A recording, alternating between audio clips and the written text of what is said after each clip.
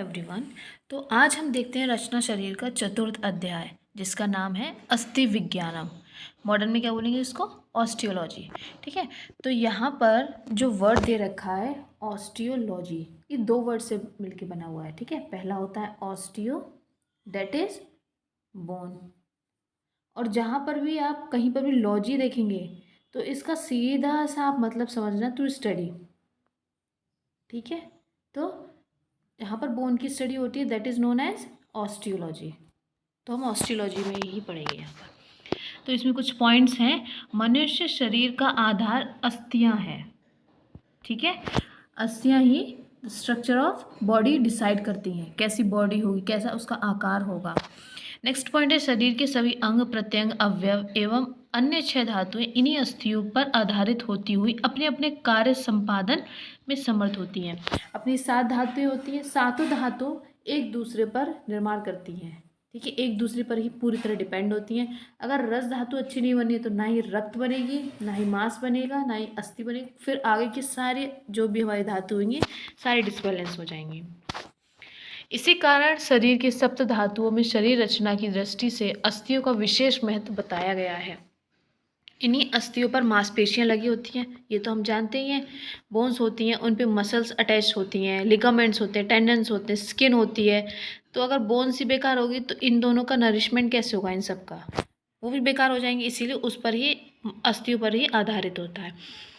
इन्हीं से ये अस्थियां ढकी रहती हैं। ठीक है।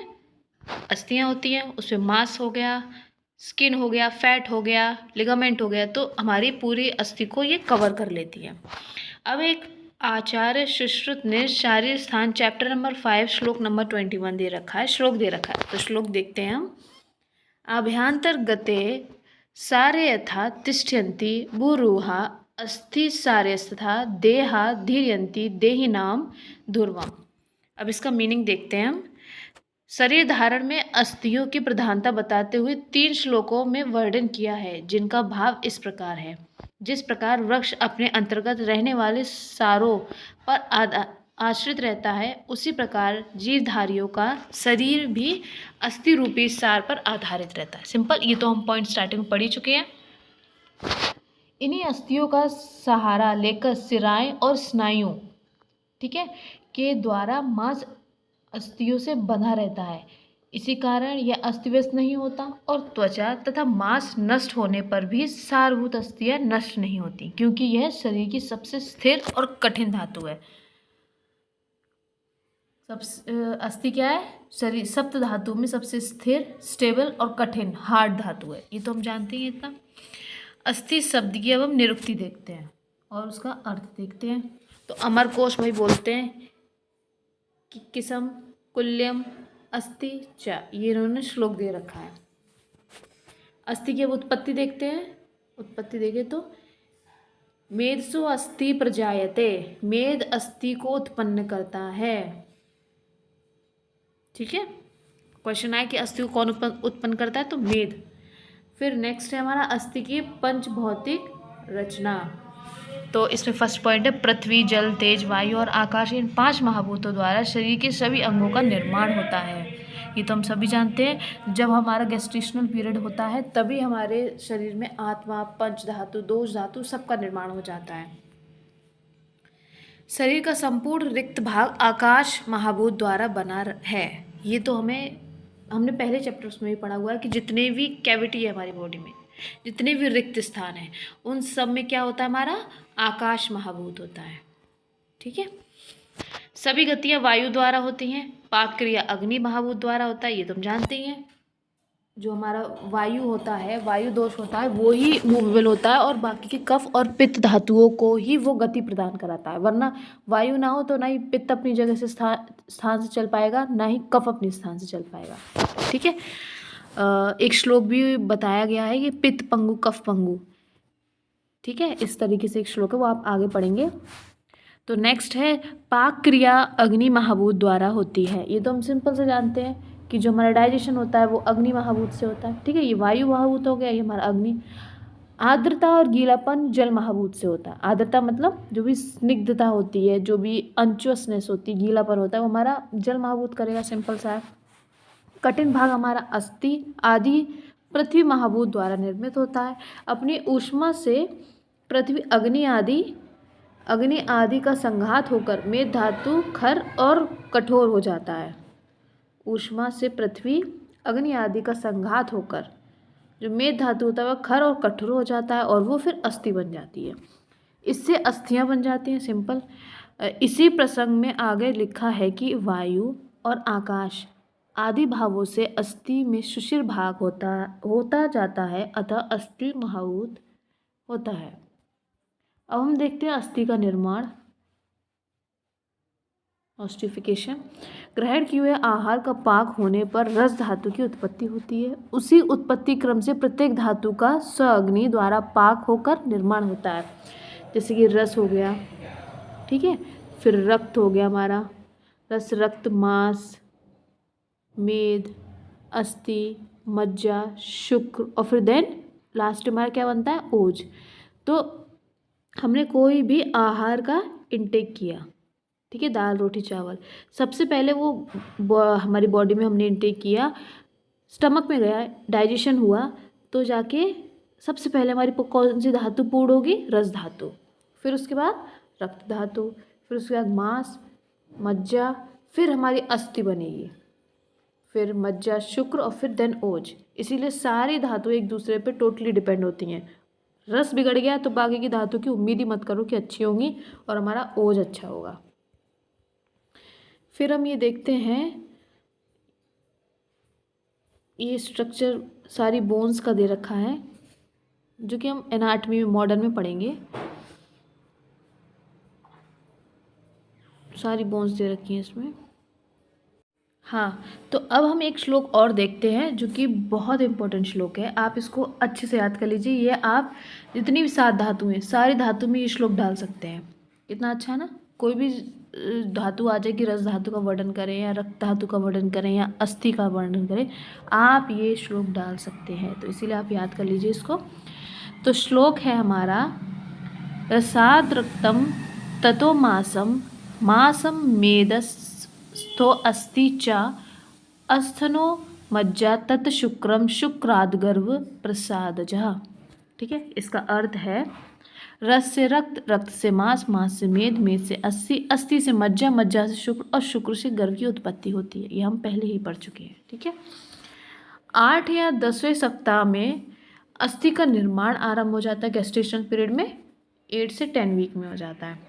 प्रारंभ में अस्थियों की जगह उप अस्थियाँ या तरुण अस्थियाँ, कार्टिलेजेस बनती है। जैसे न्यूबॉर्न होता है ना, तो हम उसको ये नहीं बोल सकते कि इसमें बोन्स बन गई या अस्थियों का निर्माण हो गया। सबसे पहले उप अस्थियाँ बनती हैं या तरुण अस्थियाँ। तरुण जो बहुत वीक होती हैं या बहुत सॉफ्ट होती है, तभी बच्चे के लिए बहुत मतलब सेफ्टी प्रोवाइड कराई जाती है, क्योंकि उनकी बोन्स होती हैं बहुत जल्दी फ्रैक्चर होने का डर रहता है। उन्हें तरुण अस्थियाँ और उप अस्थियाँ बोलते हैं। धीरे धीरे इनकी रचना बदलती रहती है, फिर वो हार्ड बोन्स बन जाती है, नंबर्स भी बदल जाते हैं बोन्स के, और तरुण अस्थियाँ से बन के वो एक हार्ड बोन बन जाती है। ठीक है, अस्थि निर्माण में 2 अवयव होते हैं, कार्बनिक या फिस्साइंद्रिय या अकार्बनिक या निरिंद्रिय। अस्थि धातु का मल देखते हैं आप। शरीर को मलिन करने वाले पदार्थ को मल कहते हैं।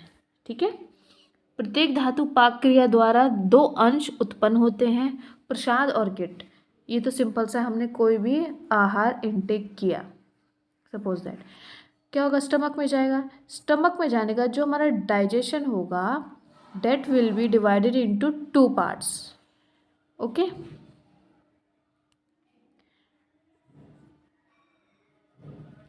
जो डाइजेशन होगा 2 पार्ट में होगा। 2 पार्ट क्या होगा, सार और दूसरा किट। तो किट हमारा होता है मल भाग।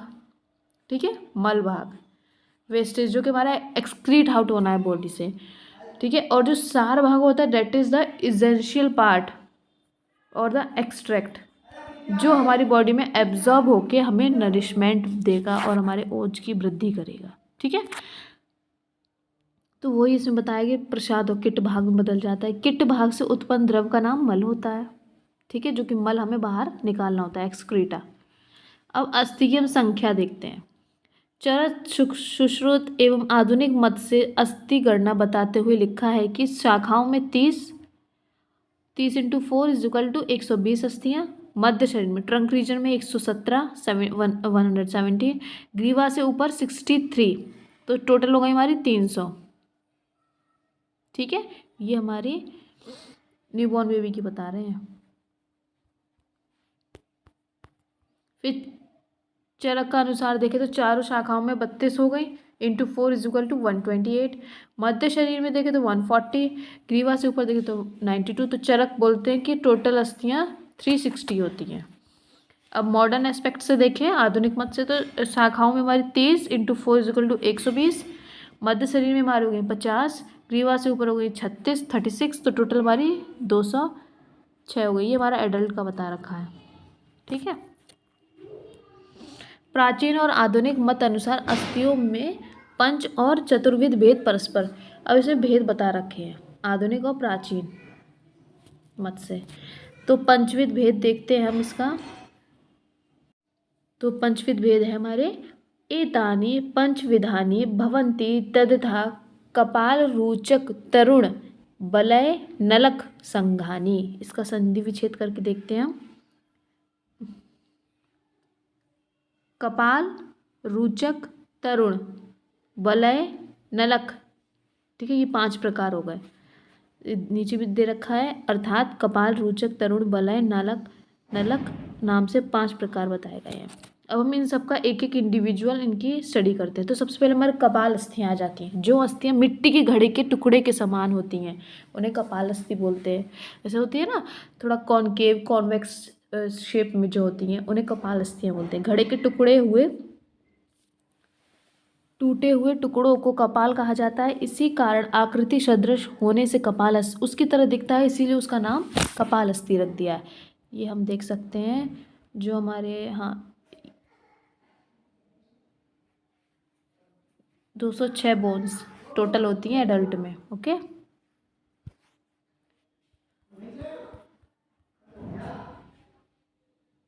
कपाल अस्थियों का अगर हम एग्जाम्पल देखें तो ह्यूमन नी हो जाएगा, जिसे हम पटेला बोल सकते हैं। ठीक है, फिर आ जाता है हमारा हिप बोन, ये भी हमारे कपाल अस्थि का एग्जाम्पल है। फिर आ जाता है हमारा स्कैपुला, ये भी कपाल अस्थि का एक अच्छा एग्जाम्पल है। जाइगोटिक बोन, जो कि ये होती है हमारे यहाँ साइड में, चीक्स बोन बोल सकते हैं उन्हें। ठीक है, तेषाम एक श्लोक है वो देखते हैं हम। शुश्रूषास्थान तेषाम जानु नितंब अंश गंड तालु शंख शिरा शुक पालानी। जानु मतलब नी, नितम मतलब हिप, अंश मतलब अंश फलक मतलब स्कैफुला, गंड मतलब जाइगोटिक, तालु शंख शिरा टेम्पोरल हो गया, फ्रंटल बोन। ये सारी एग्जाम्पल दे रखे जो हमने ऊपर पिक्चर आउट किया था वो सारा यहाँ दे रखा है। आधुनिक दृष्टि से इन्हें फ्लैट बोन कहते हैं। फ्लैट बोन ही होती है वो। अब हम दूसरा टाइप देखते हैं अस्थि का, डेट इज रूचक अस्थि। ये अस्थियाँ कंघी के आकार के छोटी जैसे होती हैं, जैसे कि छोटे छोटे नहीं होते हमारे दांत, उस प्रकार की होती है रूचक अस्थियाँ। तो रूचक अस्थियाँ हमारी बॉडी में कहाँ होती हैं? जो हमारा सॉकेट होता है टीथ का। Modern don't include in bones, जो मॉडर्न साइंस होती है वो रूचक अस्थि को बोन्स में इंक्लूड नहीं करती है। ठीक है, सौरवांचल नमक के समान दिखाई देने से दांतों को रूचक कहा गया जाता है तथा नमक के समान टूटने वाली होती हैं। सौरवांचल नमक होते हैं, नमक के भी हमारे 5 प्रकार होते हैं, उसमें से सौरवांचल जो नमक होता है उसकी तरह इसका थोड़ा सा लिंक किया कि उसकी तरह होता है और उसी की तरह टूटने वाला होता है। मॉडर्न इसे क्या बोलता है? विट्रियस। ठीक है, अब हम तरुण अस्थियाँ देखते हैं। तो तरुण हमने बताया था, तरुण और उप अस्थियाँ जो होती हैं वो न्यूबॉर्न बेबी में होती हैं, जो थोड़ी सॉफ्ट होती हैं। ठीक है, भ्रूण के संपूर्ण शरीर की अस्थियाँ प्रारंभ में कोमल होती हैं। इन कोमल अस्थियों का नाम तरुण अस्थियाँ हैं। 2 प्रकार की होती हैं, स्वभाव से ही उचित आयु में अस्थि बन जाती हैं और दूसरी वे जो स्वभाव से ही तरुण अस्थियों से रहती हैं।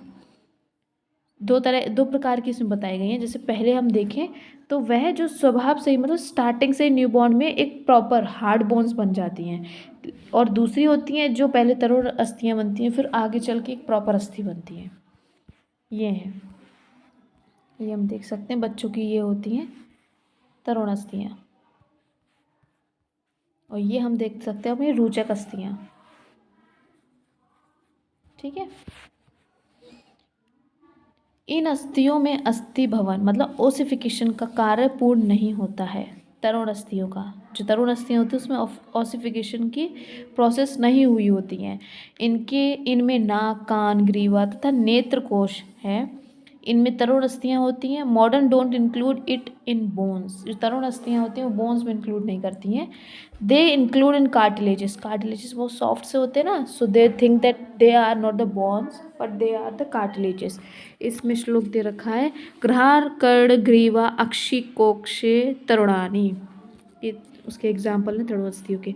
फिर हम नेक्स्ट देखते हैं बलय अस्थि। तो बलय अस्थि का एग्जाम्पल इन्होंने पहले ही दे रखा है श्लोक में, सुश्रुत जी ने बताया है। पार्श्व पृष्ठ पृष्ठोर शुभ बलयानी, जिन अस्थियों में घुमाव हो या कड़े के समान गोल हो उन्हें बलय अस्थि बोलते हैं। बलय का मतलब है रिंग शेप में। तो पृष्ठ जो हो गया, पार्श्व हो गया, लिटरल साइड हो गई, हमारा बैक हो गया, उरा प्रदेश हो गया, कि अस्थियां जो होती हैं बलय का कहलाई जाती है। परशुकाश मतलब जो रिब्स होती हैं, हमारी रिब के जो होती हैं वो हमारे बलय अस्थि में आएगी। कशेरुकाय मतलब जो वर्टिब्राज होती हैं उनकी गणना भी हमारे बलय अस्थि में करी जाएगा। मॉडर्न ने क्या बोलते हैं, round bones that will be called as बलय अस्थि। अब हम पढ़ते हैं, now we will see the नकल अस्थि। तो लास्ट ये 5th पॉइंट है अस्थि का प्रकार। Except all the above bones rest are नकल अस्थि, मतलब ऊपर भी जो बलय अस्थि, रूचक, तरुण, कपाल जो भी अस्थि बताई उनको साइड में रखो, बची हुई जो भी अस्थियाँ हैं वो हमारी नकल अस्थियाँ होती हैं, जो कि हम बोलते हैं लॉन्ग बोन्स ऑल्सो। ठीक है, मॉडर्न में से लॉन्ग बोन्स बोलते हैं। अब एग्जाम्पल उदाहरण देखें तो हाथ, हमारे जो भी एक्सट्रीमिटीज़ होते हैं, प्रगांड अस्थि मतलब यूमरस हो गया, उर्व अस्थि हो गया, लंबी और अंदर से नालीदार होने से ही उन्हें नकल अस्थि बोलते हैं। ये थोड़ा करेक्ट कर लेना, यहाँ पे नकल है, नलक हो गया है, नकल अस्थि। ठीक है, इसको थोड़ा करेक्ट आउट कर लेना। जैसे कि ये लॉन्ग बोन्स में जो हमारी ये आ जाती है, ये एक्सट्रीमिटीज़, ये हैंड बोन्स वगैरह, ये सारी हमारी नकल अस्थियाँ। ये देखिए, ये आ गई हैंड्स की, ये आ गई, और ये लेग्स की भी आ गई। तो ये हमने देख लिए सारे अस्थियों के भेद, 5 प्रकार के बताए थे। अब आधुनिक मत अनुसार अस्थि के प्रकार चतुर्विध भेद भी बता रखे हैं। तो bone can be classified according to their shapes as long, flat, irregular and short. ठीक है, तो लॉन्ग बोन हमें भी देखिए नकल अस्थि आ जाती हैं। फ्लैट में भी वही हमने देखी थी अभी, जो कि घड़े के आकार की तरह होती हैं, घड़े के टुकड़े की तरह हमारी कपाल अस्थियाँ होती हैं, चपटी बोल सकते हैं। इर्रेगुलर होती हैं, इर्रेगुलर में हम अपना टीथ की भी दे सकते हैं। शॉर्ट हो गई हमारे, ये जितने भी स्कल की बोन्स होती हैं उस शॉर्ट में आ जाती हैं। अब हम देखते हैं अस्थि के कार्य, what are the functions of अस्थि और द बोन्स। तो अस्थि को शरीर को दृढ़ रखती है, स्टेबल रखती है, कठोर रखती है, शरीर के आकार को स्थिर रखती है। ओके, कोमल अंगों की पूर्ण सुरक्षा करती है, जो हमारा रिब केज होता है, that protects our lungs as well as the other organs. ठीक है, मांसपेशियों के उद्गम मतलब ऑरिजिन और निवेश मतलब इंसर्शन द्वारा शरीर की प्रत्येक क्रिया का साधन बनती है। इनके अंदर रक्त करोड़ का निर्माण होता है, मतलब आरबीसी का फॉर्मेशन होता है, शरीर को स्वरूप प्रदान करती है। ये सारे इसके कार्य हो गए। ये पॉइंट्स हम डालना एग्जाम में, अच्छी मार्किंग होगी।